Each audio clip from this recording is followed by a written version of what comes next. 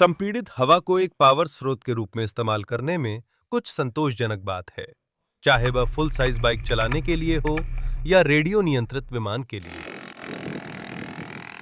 या फिर आत्मविनाशकारी हेलीकॉप्टरों के लिए। लेकिन मैंने संपीड़ित हवा से चलने वाली टरबाइनों के उपयोग का क्षेत्र पूरी तरह नहीं खोजा। इस वीडियो को ऑनशेप द्वारा प्रायोजित किया गया है। इनके बारे में आगे और बताएंगे। टरबाइन बनाने से पहले उनकी प्रदर्शन मापने के लिए मैं इनर्शिया डायनामोमीटर बनाऊंगा। इसके लिए मैंने ईबे से एक स्टील की डिस्क खरीदी और उसके बीच में एक छेद किया, जिससे इसे एक शोल्डर बोल्ट पर लगाया जा सके, जो इसके घूमने के लिए एक शाफ्ट का काम करेगा। दरअसल मैंने शाफ्ट को डिस्क से चिपका दिया है ताकि टरबाइन से इसे घुमाया जा सके। फिर माइल्ड स्टील को जंग से बचाने के लिए कुछ पेंट की परतें लगाईं, इससे पहले कि मैं टेस्ट माउंट बनाऊं। अब सिर्फ बैलेंस करना है, फिर इसे हजारों आरपीएम तक घुमा सकते हैं। यह काम भारी हिस्से से थोड़ा वजन हटाकर किया जा सकता है, जिसके लिए उसमें छोटे छोटे छेद किए जाते हैं। इनर्शिया डायनो टेस्ट डिवाइस जैसे टरबाइन को भारी फ्लाई व्हील से जोड़कर उसे तय गति तक घुमाकर काम करता है। पहिए की गति बढ़ने की दर मापकर हम टरबाइन का टॉर्क और पावर आउटपुट जान सकते हैं। पहले हमें पहिए की आरपीएम मापनी है। शुरुआत में मैंने इस इंफ्रारेड सेंसर का चयन किया, जो हाई या लो सिग्नल देता है। डिस्क की लाइनों के सामने आते ही सेंसर सिग्नल देता है। यही तरीका कमर्शियल टैकोमीटरों में आरपीएम मापने में भी इस्तेमाल होता है। इस सिस्टम की समस्या है कि यह तय समय में सेंसर के सामने से गुजरने वाली लाइनों को ही गिनता है। उदाहरण के लिए, 1 सेकंड में सेंसर के सामने कितनी लाइनें गुजरती हैं। समय अवधि जितनी लंबी होगी, रीडिंग उतनी सटीक होगी। अब यह किसी इलेक्ट्रिक मोटर जैसी स्थिर आरपीएम को मापने के लिए ठीक है, लेकिन चूंकि हमें टरबाइन के त्वरण को मापना है, इसलिए इसकी स्पीड 1 सेकंड में कई बार मापनी होगी और यह सिस्टम उतना सटीक नहीं है। साथ ही क्योंकि पहिया सीधे टरबाइन से चल रहा है, इसे 20,000 आरपीएम पर घूमते हुए रखना थोड़ा खतरनाक हो सकता है। इसलिए मैंने वह डिजाइन छोड़कर एक नया इनर्शिया डायनो बनाया, जिसमें मैग्नेटिक एनकोडर है जो सटीक कोणीय स्थिति और आरपीएम माप देता है। साथ ही एक गियर अनुपात भी है। टरबाइन तेज घूम सकती है, पर फ्लाई व्हील सुरक्षित गति पर रहता है।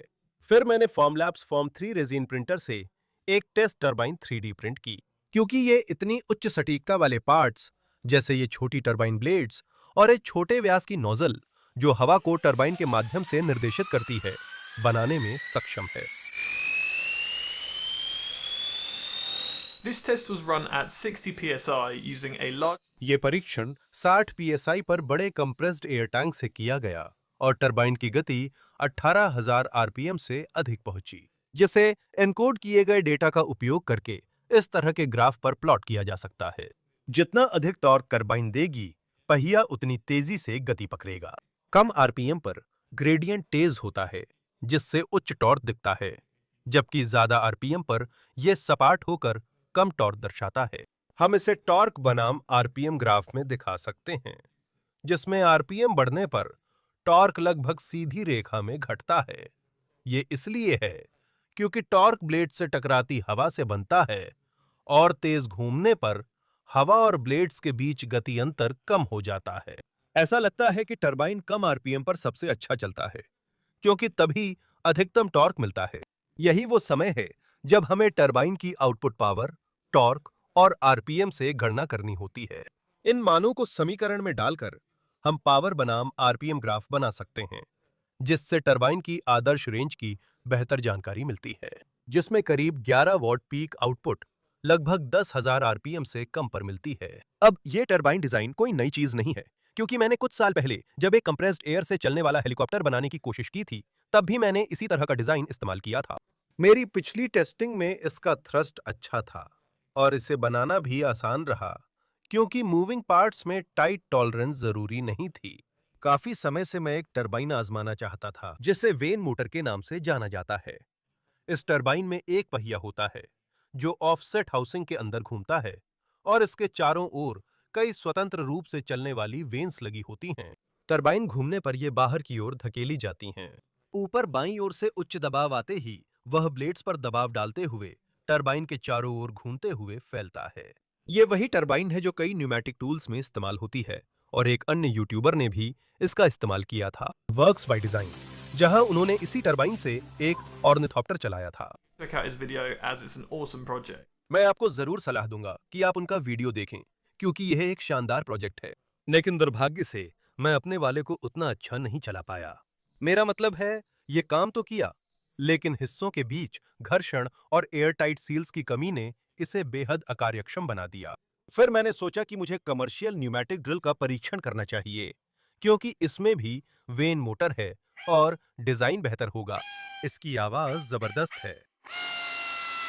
But it does drain my air tank very fast. लेकिन इससे मेरी एयर टैंक जल्दी खाली हो जाती है। यह असली समय की गति पर है, जिसमें 24 लीटर की कंप्रेस्ड एयर टैंक है। जब इसे इनर्शिया डायनो पर लगाया गया, यह कम आरपीएम पर भी 3D प्रिंटेड टरबाइन से ज्यादा टॉर्क देता है। लेकिन यह समझ में आता है, क्योंकि यह बहुत ज्यादा हवा खींच रहा है। तो चलिए दोनों टरबाइनों की एफिशिएंसी 80 psi पर 2 लीटर ड्रिंक बोतल से तुलना करते हैं। The 3D printed turbine runs for about 20 seconds. 3D printed turbine करीब 20 सेकंड तक चलती है और 7 वॉट की पीक पावर आउटपुट देती है, जिसकी अधिकतम स्पीड 8300 आरपीएम है। और pneumatic drill, Well, it drains the bottle almost instantly. तो ये बोतल तुरंत खाली कर देता है। फिर मैं मूल टरबाइन पर कुछ अलग ब्लेड प्रोफाइल आजमाना चाहता था, तो मैंने कुछ प्रिंट किए ताकि टेस्ट कर सकूं। यह मूल डिजाइन है, जिसमें बेसिक सी आकार के ब्लेड कंट्रोल के तौर पर काम करेंगे और 60 psi पर इसकी अधिकतम पावर आउटपुट 11 वॉट थी।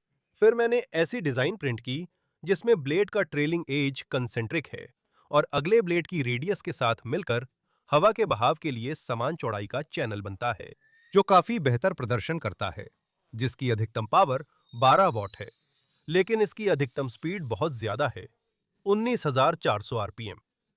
अंत में यह टरबाइन डिजाइन एयरक्राफ्ट विंग जैसी है, लेकिन कोई खास एरोफॉइल प्रोफाइल नहीं है। यह बस उन ब्लेड से प्रेरित था जिन्हें मैंने गैस टरबाइनों पर रिसर्च करते देखा और सोचा कि इसे टेस्ट करना चाहिए। The max power of just under 13 watts. इसने लगभग 13 वॉट से कम पावर दी, लेकिन दिलचस्प था कि इसकी अधिकतम आरपीएम दूसरी टरबाइन जितनी ही थी। मैंने ये टेस्ट दोबारा भी किए, लेकिन इस बार अपने बड़े एयर टैंक से लगातार 60 psi की बजाय मैंने 1-2 लीटर की सॉफ्ट ड्रिंक की बोतल का इस्तेमाल किया, जिसे 80 psi तक प्रेशराइज किया गया था। यह एयर स्टोरेज कॉन्फ़िगरेशन आगे प्रोजेक्ट में उपयोग होगा। इस टेस्ट में दूसरी टरबाइन ने श्रेष्ठ प्रदर्शन किया। तो या तो दूसरी टरबाइन बोतल का प्रेशर कम होने से पहले ज्यादा आउटपुट पावर तक पहुंचती है, या उसे 80 psi का ज्यादा प्रेशर पसंद है। किसी भी तरह से नतीजे बहुत करीब हैं, तो मुझे नहीं लगता कि इस स्टेज पर इससे कोई बड़ा फर्क पड़ेगा। मैंने उस दिन दिमाग में आई एक और डिजाइन भी डाल दी, जिसमें ये चैनल्स हैं जो हवा को टरबाइन के सेंटर की तरफ नीचे ले जाने के लिए बनाए गए हैं, इस उम्मीद में कि ये हवा से ज्यादा मोमेंटम कैप्चर कर सके। लेकिन आउटपुट सिर्फ 4 वॉट से थोड़ा ज्यादा था।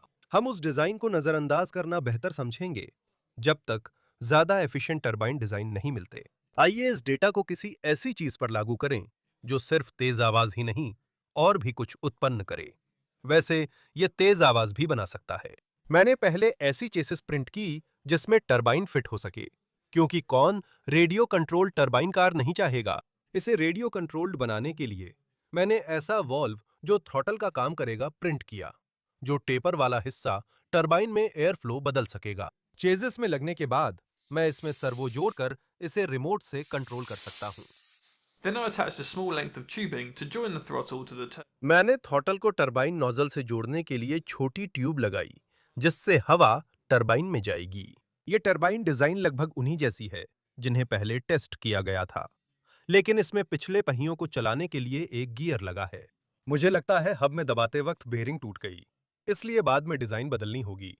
लेकिन चेजिस में यह सही फिट होता है और नोजल से अच्छी तरह अलाइन होता है। फिर मैंने ड्रिंक्स बोतल को प्रेशर चैम्बर बनाकर उसे थ्रॉटल से जोड़ने के लिए माउंट लगाया, कुछ लचीली ट्यूबिंग और एक वन वे वॉल्व लगाया, ताकि बोतल को बाइसिकल पंप से कंप्रेस्ड एयर से भरा जा सके। तो मैंने अभी एक नई टरबाइन प्रिंट की है। इस बार ये आधी रेजिन और आधी PLA FDM प्रिंट से बनाई गई है। इस तरह मैं बेरिंग आसानी से प्रेस फिट कर सकता हूं और जरूरत पड़ने पर गियर बदल सकता हूं। और हम क्या कर सकते हैं?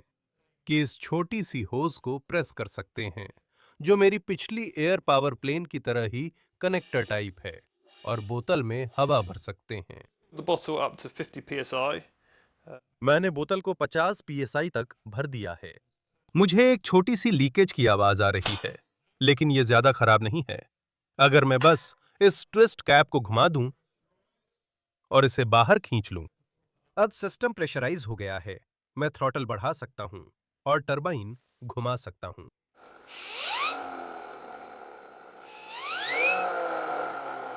Whoa. That is so cool. The next step is to ये बहुत जबरदस्त है। अगला कदम है पहिए जोड़ना, जिसके लिए मैंने ये अजीब ड्रैगस्टर टायर चुने हैं। टरबाइन की 11 वॉट पावर को संभालने के लिए इन्हें रियर एक्सल पर लगाया और ऐसा गियर रेशियो चुना जिससे 15 मील प्रति घंटे पर मैक्स पावर मिले। कार का पिछला भाग बन चुका है। अब चेसिस के अगले हिस्से की बारी है। वजन को कम रखने के लिए मैंने फ्रंट चेसिस को लगाने के लिए 2 कार्बन फाइबर स्पार्स का इस्तेमाल करने का फैसला किया, और बोतल को इन स्पार्स के ऊपर अच्छी तरह से रखा जा सकता है। तो जैसे ही फ्रंट चेसिस को अपनी जगह पर क्लैंप कर दिया जाता है, अब स्टीयरिंग और कुछ थोड़े छोटे पहियों को जोड़ने का समय है। इन पहियों में इतना ग्रिप है कि इन्हें रियर व्हील्स की तरह इस्तेमाल कर सकता हूं, लेकिन ड्रैगस्टर टायर्स महंगे थे, इसलिए उन्हीं का इस्तेमाल कर रहा हूं। दोनों फ्रंट स्टीयरिंग पिवट्स को एक स्टीयरिंग बार से जोड़कर जरूरी स्टीयरिंग ज्योमेट्री बनाई जा सकती है। अंत में कुछ उलझे इलेक्ट्रॉनिक्स माउंटिंग हैं, जिन पर मुझे गर्व नहीं, लेकिन ये सिर्फ प्रोटोटाइप है, तो साफ सुथरा क्यों बनाऊं? God, we've got a lot of pumping to do today. हे भगवान, आज बहुत हवा भरनी है। नली अलग करो और देखो क्या ये चलता है।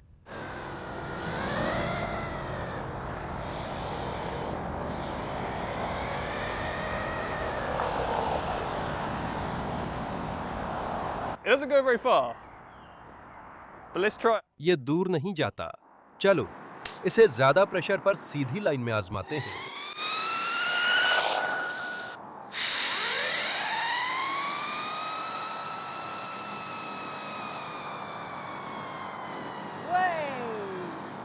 That's not coming back. What's the range of this? वो अब नहीं आ रहा। इस कार की रेंज कम है, पर इसके लिए सिर्फ टरबाइन जिम्मेदार नहीं, कुल वजन का करीब 34% पीछे के पहियों में है। काफी घूर्णन द्रव्यमान को रफ्तार देनी पड़ती है, जो खुद लगभग एक इनर्शिया डायनो जैसा काम करता है।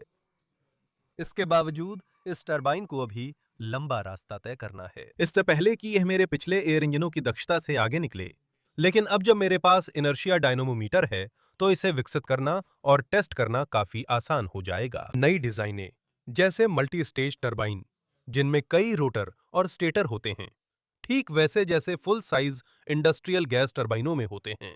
या अगर आप में से कोई देख रहा है और आपके पास कुछ टरबाइन के आइडिया हैं जिन्हें आजमाना है, तो शायद आप ऑनशेप में जाकर अपने आइडिया को 3D मॉडल में बदल सकते हैं। ऑनशेप एक प्रोफेशनल 3D कैड सिस्टम है, जो पूरी तरह क्लाउड पर वेब ब्राउजर में चलता है और पारंपरिक कैड सिस्टम की तरह क्रैश नहीं होता, और आपकी हर एक कार्रवाई रिकॉर्ड होती है। इसलिए अगर कोई डिजाइन सही से काम नहीं करता, तो आप हमेशा अपने किए गए बदलावों को वापस ले सकते हैं। साथ ही डिजाइनों पर सहयोग करना किसी प्रोजेक्ट को बनाने का एक बहुत ही महत्वपूर्ण हिस्सा है। ऑनशेप आपको डिजाइन दूसरों के साथ रियल टाइम में साझा करने देता है। प्रोजेक्ट को गिटहब जैसे ब्रांचिंग और मर्जिंग तरीके से विभाजित किया जा सकता है। अगर किसी के पास बदलाव का आइडिया है, तो वो अपनी ब्रांच बनाकर बिना मुख्य डिजाइन को बाधित किए काम कर सकता है। आपने मुझे कई वीडियो में फॉर्म लैब्स रेजिन प्रिंटर का इस्तेमाल करते देखा होगा। अब फॉर्म लैब्स ने नया फॉर्म 4 प्रिंटर घोषित किया है, जिसे पूरी तरह ऑन शेप में डिजाइन किया गया। अगर आप इंजीनियर, प्रोडक्ट डिजाइनर हैं या अपने आइडिया को एक पार्ट में बदलना चाहते हैं, ऑन शेप अब अधिकतम 6 महीने तक प्रोफेशनल वर्जन फ्री दे रहा है।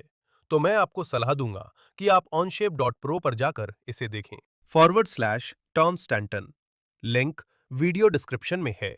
देखने के लिए धन्यवाद। एक आखिरी बात, मैं इस साल 14 से 16 जून सैन फ्रांसिस्को में ओपन सोर्स में रहूंगा।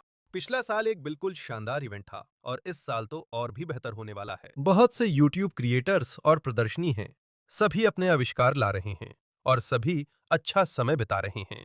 तो अगर आपने अभी तक अपने टिकट नहीं लिए हैं, तो मैं आपको जोरदार सलाह देता हूं कि आप टिकट खरीद लें और उम्मीद है कि मैं आपसे बहुत जल्द सैन फ्रांसिस्को में मिलूंगा।